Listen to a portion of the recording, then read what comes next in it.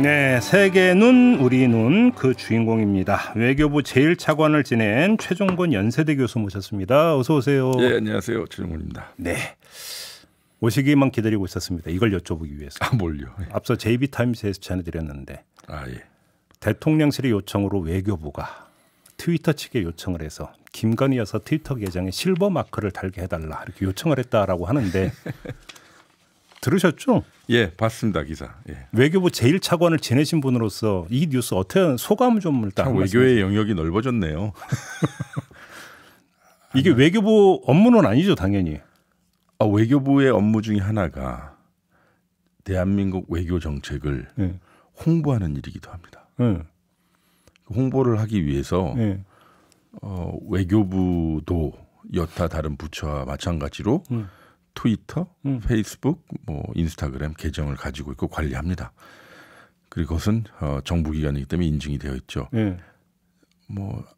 우리 정부 기관, 문재인 정부 기관에는 예를 들어서 대통령, 그 밖의 인물들에 대한 트위터 계정 인증을 요청한 적은 없습니다. 그러면 트위터 쪽에서 알아서 달아준 겁니까?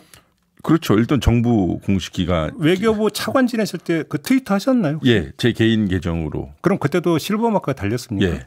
그럼 그 요청 안 했는데 트위터 저는 어느 날 붙어 있길래 저도 이제 이 정도 되는구나라고 생각했는데 목소리가 달라져. 퇴임하고 나니까 바로 떼어가더라고요. 그 트위터가 알아서 한 거다. 개인 계정이 되어 버렸으니까요. 예.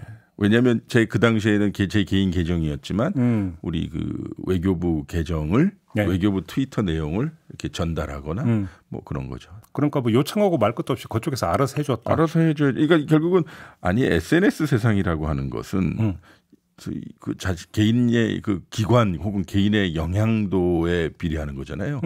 딱지가 붙어 있는다고 해서 갑자기 영향도가 높아지는 건 아닐 텐데요. 왜 그걸 외교부에 했을까요? 저는 그냥 간단히 말씀드리면 오죽했으면 외교부가. 여기서 오죽했으면이라는 것은 왜 알아서 안 다뤄줬느냐 이건가요? 아니 외교부가 오죽했으면 나서서 트위터에 연락하고 붙여달라고 했을까라는 생각이 드네요.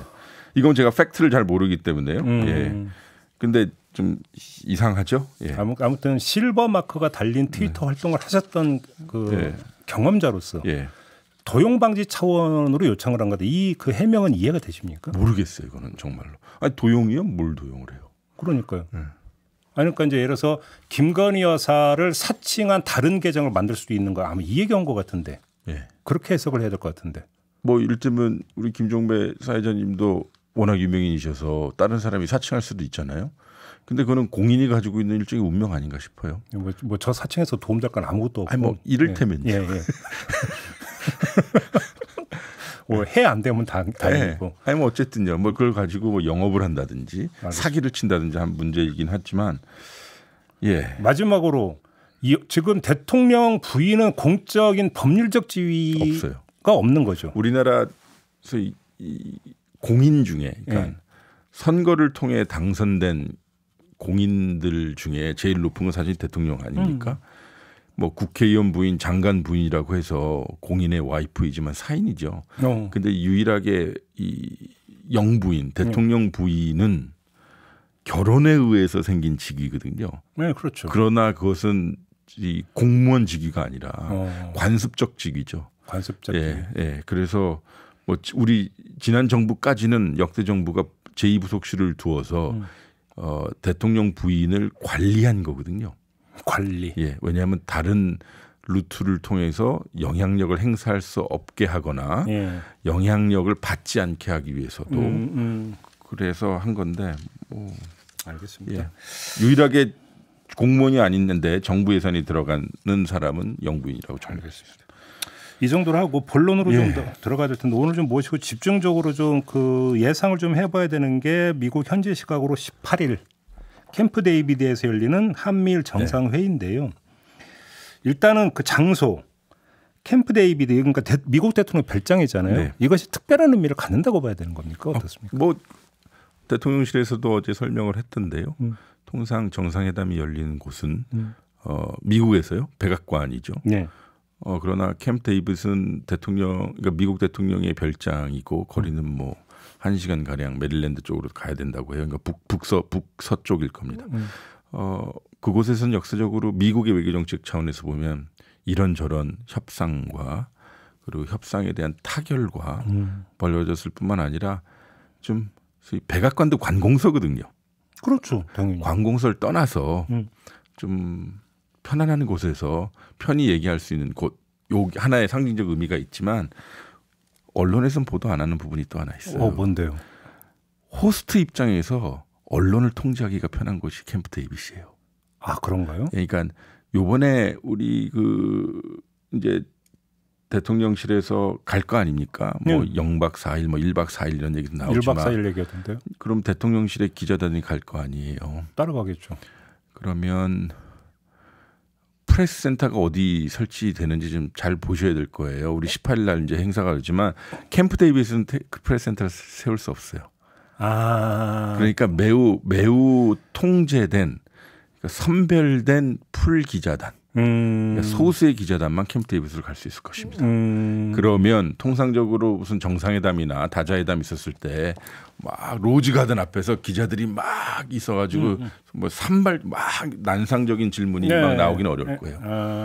그냥 정제된 말 서로 주거니 받거니 하는 통제된. 그래서 캠프 데이빗에서 그 정부 입장에서는 관리하고 자기가 원하는 그림을 내기 좋은 곳이 될 겁니다. 알겠습니다. 그러면 한미일 3국 정상회의가 있고 난 다음에 공동 언론 발표문이든 공동 성명이든 공동 선언이든 뭐가 좀 나올 거라고 전망하세요? 그렇죠. 왜냐하면 거꾸로 미국 사람들 관점에서 생각을 해보죠. 왜냐하면 어쨌든 호스트니까요. 그럼 누군가 그것을 연출을 할 거 아니에요. 야, 저 백악관에서 하지 말고 캠프 데이빗에서 하자. 왜냐하면 결과문서의 의미를 요번 캠프 데이빗 한미일 정상회담 이전까지의 한미일과 그 이후의 한미일이 바뀌어야 한다라는 메시지를 세게 주기 위해서라도 그 장소도 바꿨고 세팅도 바꿨고 그렇게 하지 않을까 싶어요. 그러면 이른바 역사적 전환점 뭐 이런 식의 레토릭이 나올 가능성이 있다라는 말씀이신가요? 예, 저는 이번에 결과문서를 잘 봐야 할 것 같아요. 그래요? 그러니까 우리는 통상 북한 관련된 거, 뭐 지금 주요시되는 후쿠시마가 있다 없다, 뭐 그런 것을 뭐 보긴 하겠습니다. 그 중요한 부분인데 아마 그 결과문서가 나오면 그 결과문서가 지향하는 한미일의 협력 방향과 그들이 지금 평가하는 동북아 정세, 뭐 그들의 언어로 표현하는 인도퍼시픽, 인도태평양 정세를 봐야 할 것 같아요. 그러니까 어떻게 생각하고 있는지 그것이 근간이 될 것 같아요. 지금 언론 같은 경우는 안보 협력 제도화 이런 표현을 쓰면서 지금 예상을 하더라고요.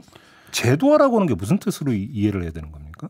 뭐 정례화도 있고 제도라고 하면 공식적인 제도화, 비공식적인 제도화가 있을 거예요. 공식적인 제도화라고 하면 우리 안보 협력의 최고 국가 간의 공식적인 제도는 동맹입니다. 그것도 조약으로 하고 국회에서 비준을 하고 국내법적 지위를 가진 그게 거죠. 제도화 저는 그렇게 이해를 하는데. 비공식적 제도화도 있죠. 그럼 뭐예요? 그것은 이제 비준을 제외한 정상회담과 같이 혹은 장관회담과 같이 혹은 이런저런 계기에 군사 동맹, 군사 협력, 동맹은 아니고요. 군사 훈련을 같이 한다든지 이런 거죠. 한미와 그리고 미일은 제도화가 되어 있죠. 그러나 한일은 안 되어 있기 때문에 이 정부가 한일 간의 군사 동맹은 이런저런 판단하에 어렵다고 생각하면 비공식적 안보 협력. 그러면 지금 언론 보도로 보면 한미일 정상회의의 정례적 개최. 그다음에 공동 군사 훈련의 정례화. 지금 이 두 가지 이야기가 나오던데 그게 제도화, 비공식적 제도화에 해당이 될 수 있다. 이 말씀이십니까? 그렇죠. 근데 이 사람들은 이제 비공식적, 공식적 혹은 제도화라는 표현은 안 쓸 겁니다. 물론 어제 브리핑 때 이러한 방향이 제도화입니다라고 이야기하지만 소위 18일 날 미국 시간 오후에 나오게 될 그 결과문서 혹은 삼국 정상 선언문에는 여러 가지 아름다운 표현이 나올 수 있어요. 그것을 엿볼 수 있는 보도들이 외신에서 많이 나왔어요. 예를 들면 이를테면 7월 29일 날 바이든 미국 대통령이 한미일 그리고 인도태평양 지역의 근본적인 펀더멘탈 체인지, 근본적인 변화가 올 것이다라고 얘기했고요. 그리고 같은 날 영국 파이낸셜 타임즈 보도를 보니까요. 이건 상당히 자세하게 했더라고요. 세어보니까 4명의 내부 소식통을 인용을 했던데 사실상의 준동맹 개념으로 한미일이 변화하는 것 아니냐. 그래서 준동맹이 중요한 거죠. 아까 우리 방금 얘기했듯이 비공식적인 요소를 정례 만드는 건데 예를 들어서 연합훈련, 미사일 방어, 그리고 요새 경제 안보 이런 거에 따라 이런 영역에 정책을 서로 조율한다는 뜻입니다.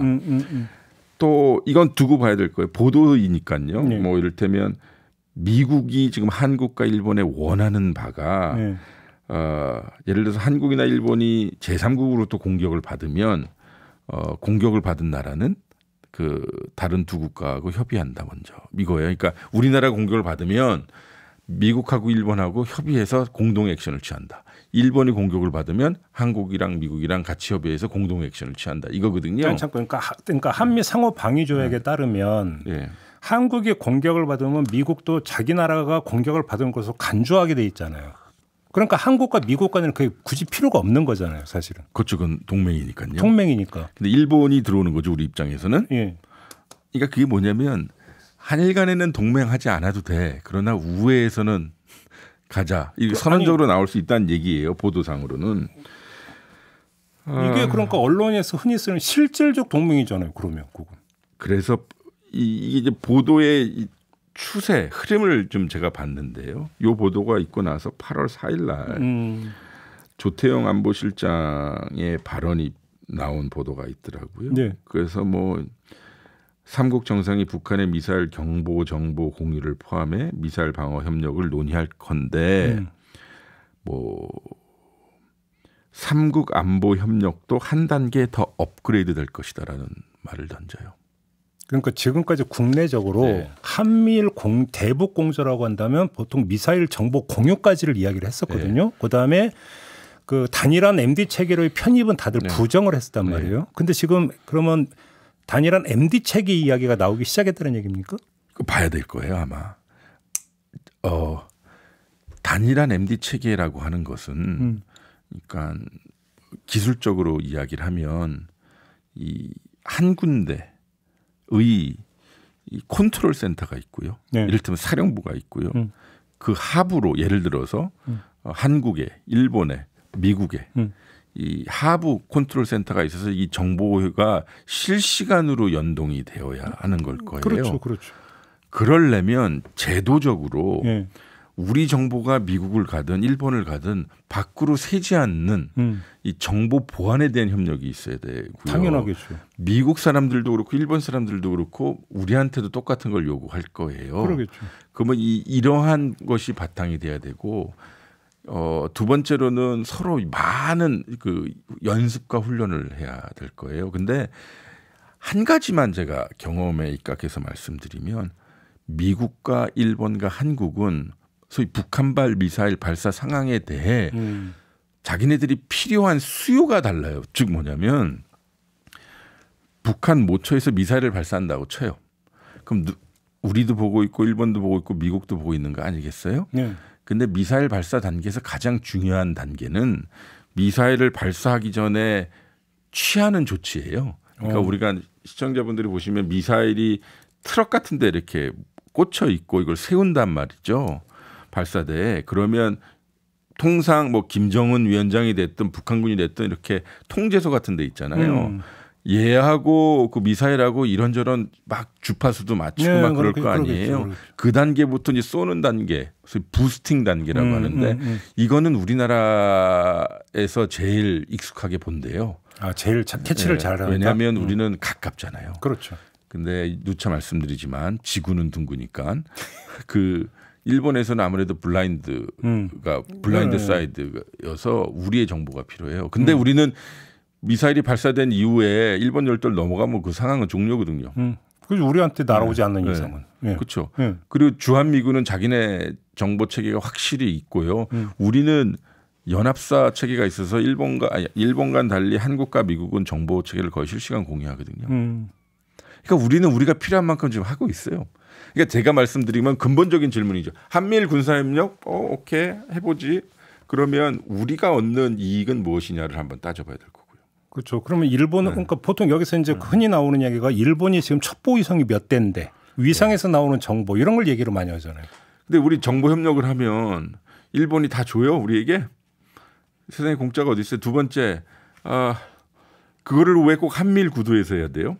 지금 한일 관계 그렇게 좋다며요. 지소미아 있습니까? 예, 아니 근데 이 정보 당국끼리라는 게 있어요. 우리의 국정원 저쪽에 내각 정보국 이런 데서 하면 돼요.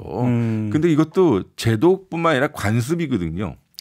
서로 협력해야 되는데 제가 드리는 말씀은 근본적인 질문이죠. 한미일이 협력한다 쳐. 저는 나쁘지 않다고 봐요. 플랫폼상. 근데 뭐 어떤 내용을 채워가는 건데 이것은 정말로 우리의 이익을 얼마나 관철시킬 수 있는 플랫폼이 되어야 하느냐. 이고 한미일 협력을 통해서 북한에 대한 관여도와 억제력이 얼마나 강해질 것이냐를 봐야 되겠죠. 그러면 지금 그 교수님의 진단을 종합 정리를 하면 이른바 집단안보 체제 구축으로 이렇게 이해를 해도 되는 겁니까? 여기서 이제 용어 해석이 좀 필요해 보이네요. 예. 동맹은 양자 간에 맺는 거예요. 그렇죠. 미국하고 그렇죠. 우리나라하고. 그리고 그것은 억제나 방어의 대상이 있습니다. 즉 위협에 기인하죠. 근데 3자부터 넘어가는 케이스들이 있어요. 그러니까 세 나라 이상이 하는 거죠. 이때는 협력안보 체제라는 것이 있어요. 협력안보 체제는 적이나 위협이 특정되지 않아요. 아, 그래요? 예. 그래서 우리 보통 협력안보 체제라고 하면 기후 위기를 대응한다든지 혹은 수해를 대응한다든지 혹은 해적을 대응한다든지 이런 거거든요. 예. 저번에 했던 포괄안보 개념. 근데 집단안보는 일종의 삼총사 안보라고 해요. 뭐냐면 옛날에 그 하나를 위한 하나를 위한 모두를 위한 하나. 그래서 달탄양의 삼총사 있었잖아요. 참 오랜만에 들어보네 달탄양. 나 하나 건들면 우리를 다 건드는 거나 마찬가지야라고 하는 거죠. 이걸 집단안보라고 해요. 집단안보는 적성국이나 위협이 대부분 명시가 되어 있는 케이스예요. 정확하게 하면 나토 케이스예요. 아. 그래서 우크라이나가 나토에 들어가는 거를 러시아가 반대하는 거죠. 그러면 이거는 케이스마다 다르긴 하지만 이건 비준 사항이에요. 집단안보는? 네. 왜냐하면 제가 미국하고 동맹을 맺어서 비준인데 이 동맹 사안이 아닌 다른 나라가 침략을 당할 때 내가 무력을 사용해야 된다라고 공약을 해야 되는 거잖아요. 집단안보는. 그럼 동맹이죠. 그거는 이제 어쨌든 비준 사항인 거죠. 아마 제 생각에는 이번에 그 새로운 시대가 열렸다. 한미일 협력, 인도태평양 협력이 열렸다라고 선언하면서 이 경제안보 분야, 그다음에 군사 분야, 사이버 안보 분야, 그리고 글로벌 현안에 대해서 매우 정례적이고 강하고 같은 입장을 취하면서 우리는 협력하기로 하겠다라는 선언을 하고요. 그게 조금 아까 말씀한 그럼 협력안보 개념으로 이해를 하면 되는 거죠? 그렇게 얘기 안 하지만 실질적으로 집단안보 형태를 띌 겁니다. 내용적으로는. 그래서 김태호 차장이 어제 뭐 21세기 외교사의 사변적 사건이다 뭐 이런 식의 표현을 썼던 것 같은데요. 그러니까 보세요. 이거 이제 다시 거꾸로 얘기해서 미국의 입장을 생각해 봐야겠죠. 어렵게 한국하고 일본이 화해했대 이렇게 얘기하고 있는 거 아니에요. 잠깐만. 화해했다고요? 네, 그러니까 그들의 입장이 그렇게 얘기가 나오는 거죠. 소위 윤석열 한국 정부의 리더십 하에 이니시티브 하에 한일이 이제 과거를 극복하고 협력했다. 그래서 잠깐만요. 그러면 한미일 정상회의에서 과거사 이야기도 나올 수가 있다는 얘기입니까? 이것은 제 경험에 근거해서 드리는 말씀인데 이렇게 다자 협상을 하게 되면 다자 정상 외교를 하게 되면 호스트 국가가 정상선언문을 주필을 써요. 그러겠죠. 예. 그리고 돌아가면서 이거 고치고 저거 고치고 예. 할 거예요. 예. 그러면 우리 역사적인 모임이야 캠프 데이빗은. 왜 역사적이냐면 한국과 일본이 과거사의 아픔을 딛고 그리고 새로운 시대를 열 거야. 뭐 이런 거 되겠죠. 어허. 과거는 특정 안 할 거예요. 그러니까 어떤 과거사. 네. 근데 일본의 입장도 중요하죠. 뭐 이를테면 징용공인이 위안부니 식민지 시대는 이렇게 적시하고 싶지 않겠죠. 그러니까 과거로 얘기하고 싶어 했고요. 게다가 일본의 입장에서 보면 한국은 피해자들이 매번 국내 법원에다가 이런저런 소를 맨날 제시하니 이거 이제 못했으면 좋겠어. 그러니까 어떻게 하고 싶어 하냐면 미국 앞에서 그리고 또 국제무대 앞에서 한국이 이제 역사 문제를 접겠대. 오. 뭐 이런 식의 문구가 들어가기를 원하지 않겠어요, 일본이라면? 그러면 그 이제 그 이른바 미국이 보증서는 그런 개념이 된다라는 겁니까? 그렇죠. 그러니까 미국 앞에서 1965년 합의하고요. 그러니까 우리 한일 청구권 협정하고 2015년 합의 있잖아요. 그 위안부 합의 예. 등과 같이 한국과 일본이 맺었던 과거의 공식적인 합의가 완전 무결하고 이제 종결되었다라는 식의 문구가 들어갈지 그기를 원할 거예요. 근데 그래서 이게 이건 불가역적인 것이라고 못 박는다라는 겁니까? 그런 식으로 이제 표현이 될지는 두고 봐야 될 텐데 예. 내가 일본이라면 그렇게 요구를 할 거예요. 그 과거사가 들어가는 게 이른바 그러니까 실질적 집단 안보로 가기 위한 걸림돌 제거 차원에서 반드시 들어갈 수밖에 없다. 그렇죠. 지금 이 진단이신 거잖아요. 그런데 그럼 이게 이제 결과문서가 어떻게 구성되느냐는 그러니까 마지막 이제 완제품인 거죠. 지금 완제품을 한미일이 지금 계속 옥신각신 협상하고 있길 바래요. 제 입장에선. 왜냐하면 한국이 계속 잔소리를 하길 바래요. 그러면 이런 것은 어떻게 되냐면 보통 우리 영어로 얘기하거든요. 영어로 뭐냐면 첫 번째 도입부를 코스메틱 문단이라고 그래요. 그러니까 화장 문단. 당연한 이야기를 하는 거. 뻔한 이야기. 의례적인 그러니까 이야기. 보통 한미 정상선언 하면 지난 70년 한미 동맹이 좋았다. 앞으로 잘하자 이런 것을 코스메틱 문단이라고 하거든요. 화장 문단. 예. 아마 제 생각에는 과거를 어떻게 규정할 것이냐가 중요한 관건인 것 같아요. 그러니까 과거사에 대한 상호 약속 부분이 있지 않을까. 그러니까 시기를 특정하기보다는 말씀드렸다시피 과거로 표현하고 미국은 그 과거를 극복하고자 하는 지금 한일 간의 협력을 존중하겠다.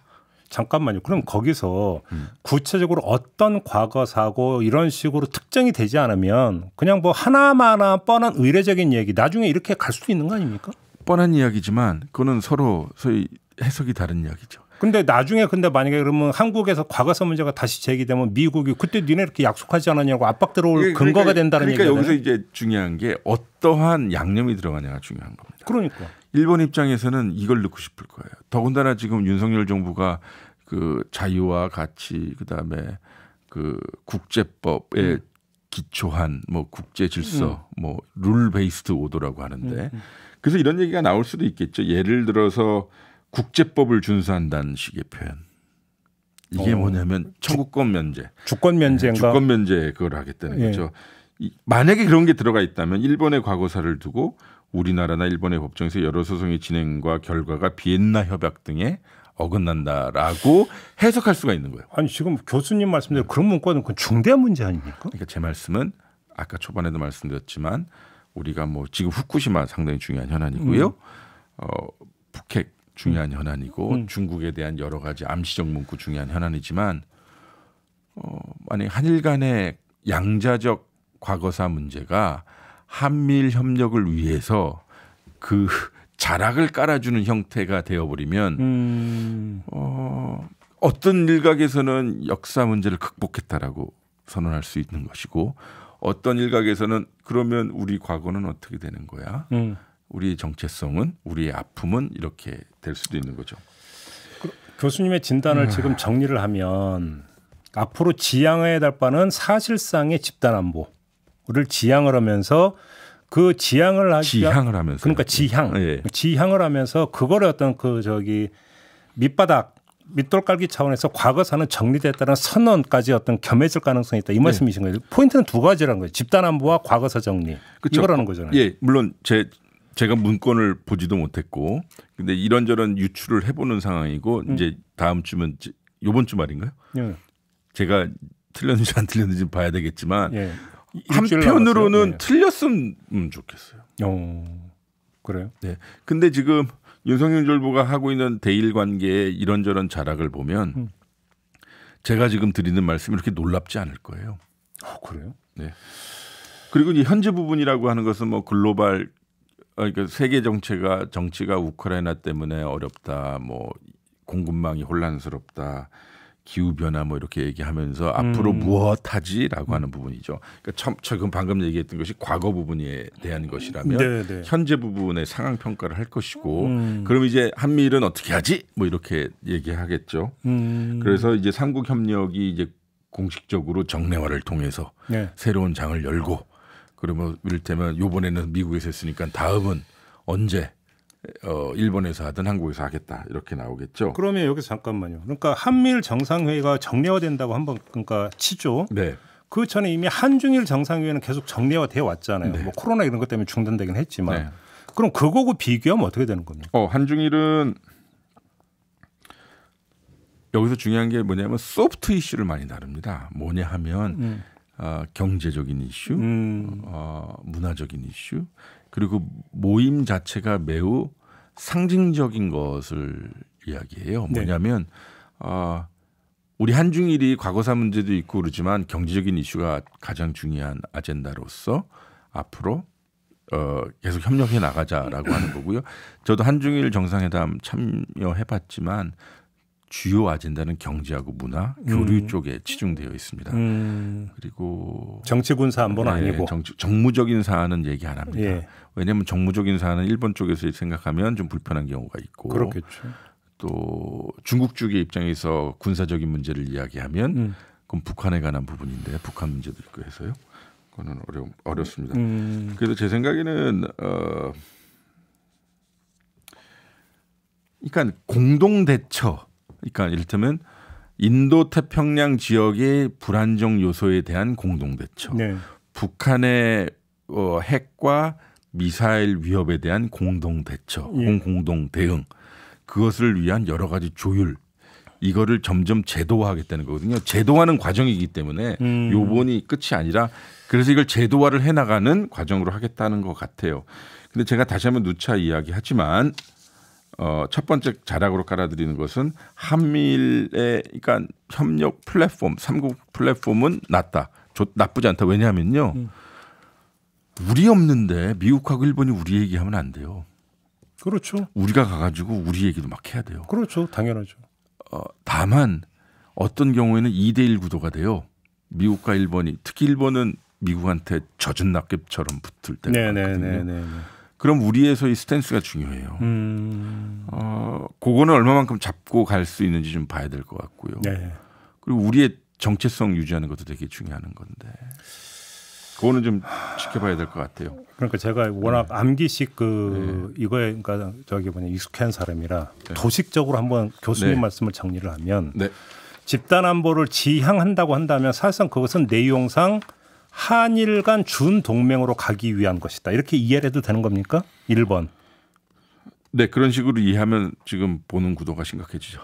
두 번째, 그러면 과거사 정리 부분에서 국제법에 의거한다 이런 식으로 표현이 들어가 버리면 그것이 주권 면제를 허용하는 것이 되어버리고 불가역적인 것으로 못 박아버리는 것이 된다. 이렇게 이해를 하면 되는 겁니까? 그렇게 일본은 해석할 겁니다. 그것이 일본의 동기일 거고요. 그러면 그러니까 상당히 중하고 심각한 문제라고 봐야 되는 거 아닙니까?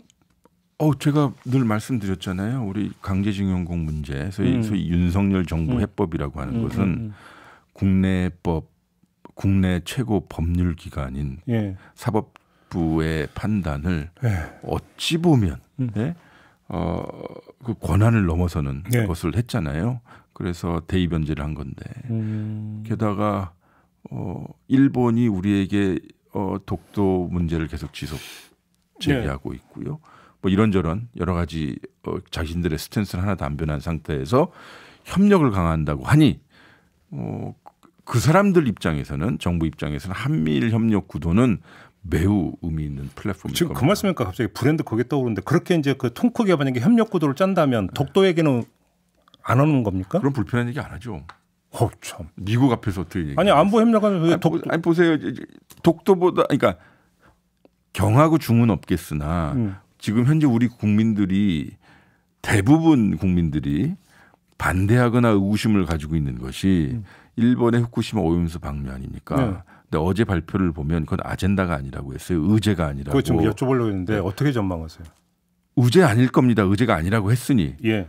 그러나 일본이 한일 정상회담에서 지나가는 식으로 자기는 얘기할 수 있어요. 해놓고 보세요. 우리 몇 달 전에 한일 정상회담 동경에서 했는데 후쿠시마 문제는 의제가 뭐 어떤 이슈가 의제가 아니었다라고 했어요. 독도 문제가 의제가 아니었다라고 했나? 하여튼 한일 간의 주요 현안이 의제가 아니었다라고 했지만 일본은 보도를 통해 그 발언을 한 것으로 나왔거든요. 그러니까 의제가 아니라는 것은 서로 협의를 안 했지만 기타 다른 말씀하실 거 없습니까라고 할 때 기시다 총리가 뭐 그냥 샤우팅 할 수 있죠. 후쿠시마 곧 할 거다. 내가 미리 알려줄게 정상들한테 스케줄. 그러면 자기들 입장에서는 양해를 구한 것이 되는 거죠. 그 원래 외교가 되게 디테일하고 까탈스럽다는 건 알긴 아는데 제가 좀 이 둔탁한 상식에 기초해서 질문 하나만 드리면 잠시만요. 외교는 상식에 근거합니다. 예, 알겠습니다. 아무튼 우리 정부가 국제원자력기구의 검증 결과 보고서를 존중한다고 윤석열 대통령이 직접 언명을 했잖아요. 네. 국내에는 입장을 표명 안 하셨어요? 만나서. 네. 그랬는데 후쿠시마 오염수 방류에 대해서 왜 우리가 찬성 입장을 표명해야 되느냐라는 또 당국자 이야기가 나오거든요. 이 둘의 뭔 차이가 있는 거예요? 그러니까 암묵적 동의와 명시적 동의가 다른 거죠. 예, 그렇게 전개가 되는 겁니까? 예. 그리고 대통령님의 말씀보다 앞서갈 수 없는 고위 당국장의 애로를 정해주는. 아니 제가 여쭤보는 취지는 일본이 후쿠시마 오염수 방류하려고 하는 근거를 국제원자력기구 검증 결과 보고서를 갖고 하고 있는데, 근데 근거는 존중하는데 방류 결정은 우리는 그러니까 뭐 가타부터 얘기 안 한다라고 하는 게. 그게 마찬가지 아닙니까? 뭐 오염수는 아닌데 수산물은 수입하지 않겠다. 그렇게 하니까 할 말이 없네요. 네. 근데 어쨌든 제가 오늘 드린 말씀은 진짜 맥시멀하게 드리는 말씀이에요. 그러니까 최대치를 한번 땡겨 보는 거죠. 상상의 나래를 동원해서. 네네네. 물론 예상입니다. 예상 이거는. 근데 이 역산해가지고 거꾸로 한미일 안보 협력이 우리에게 어떤 도움이 될지는 한번 생각해봐야 될 것 같아요. 그럼요. 네. 저는 잘 모르겠어요. 근데 오늘이 8월 14일이잖아요. 그러면 그러니까 며칠 안 남은 거잖아요. 한미일 정상회의가. 그럼 이 정도 된 보통 초안 이런 것들은 보통 3번, 4번 돌았을 겁니다. 작성이 돼 있다고 봐야 되는 거 아닌가요? 그러니까 제 말씀은 회의하기로 한다. 땅 하는 순간 이제 드래프트 이게 돕니다. 이거 초본이. 일본이 이렇게 고쳤는데 무슨 생각 있어? 우리는 이렇게 하고. 그래서 이 펜슬링이라는 작업을 합니다. 이게 뭐라 그러죠? 고치는 거요. 그냥 연필로 그냥 우리식 펜은 빨간 펜. 네, 빨간 펜 작업을 합니다. 그러면 외교부의 담당국, 해당국 그리고 외교부의 지도 리더십들이 만나서 하고 그다음에 안보실에서 협의하고 그리고 그러면 이제 다시 백악관으로 보내서 자기네들끼리 이제 또 하고 뭐 오겠죠. 그래서 그러면 이제 김태호 제1차장의 이제 발언을 유의해서 봐야 되는데 그걸 기초해서 나온 발언이라고 봐야 될 거 아닙니까? 이미 거의 뭐 되었다는 거 아닙니까? 그렇게 본다. 근데 어떤 것들은 말하지 못한다라고 하는 거니까요. 근데 저기 재미있는 발언이 하나 나왔어요. 뭐냐면 이 사람을 좀 우리가 주목해야 될 것 같아요. 누군데요? 주 일본 미국 대사인데요. 이 사람이 랍 이메뉴얼이라는 사람인데 전 시카고 시장이었고요. 오바마 정부 시절 때는 비서실장이었어요. 그 사람이 뭐라고 이제 일본에서 특파원들 만나서 얘기했냐면 중국의 최악의 악몽은 미국과 그 동맹국인 일본, 한국의 통일된 공동행동이다. 군사훈련은 핵과 미사일 개발을 지속하는 북한과 해양 진출 움직임을 강화하는 중국을 염두에 둔 것이다. 그렇게까지 얘기했다고? 그리고 근본적으로 인도태평양 지역의 전략 환경을 이번 정상회담을 통해서 바꾸게 될 것이다. 한미일은 새로운 단계로 접어든다라고 얘기했어요. 공통분모가 있네요. 네, 이 사람이 이렇게 얘기한 것은 8월 10일이더라고요. 외신 보니까. 알겠습니다. 저희가 이제 매주 월요일에 교수님을 모시고 외교 안보 현안에 대해서 짚고 있는데 일주일 뒤면 한미일 정상회의 결과가 나온 다음입니다. 네. 아까 교수님께서 나의 예상이 틀리기를 바란다라는 네. 말씀을 주셨습니다. 저는 그렇길 바랍니다. 알겠습니다. 그 복귀는 그때 한 주 뒤에 예. 하는 걸로 하고 예. 오늘 이야기는 이렇게 좀 마무리하도록 하겠습니다. 말씀 잘 들었습니다. 고맙습니다. 예. 네, 저도 함께 물러가겠습니다. 고맙습니다.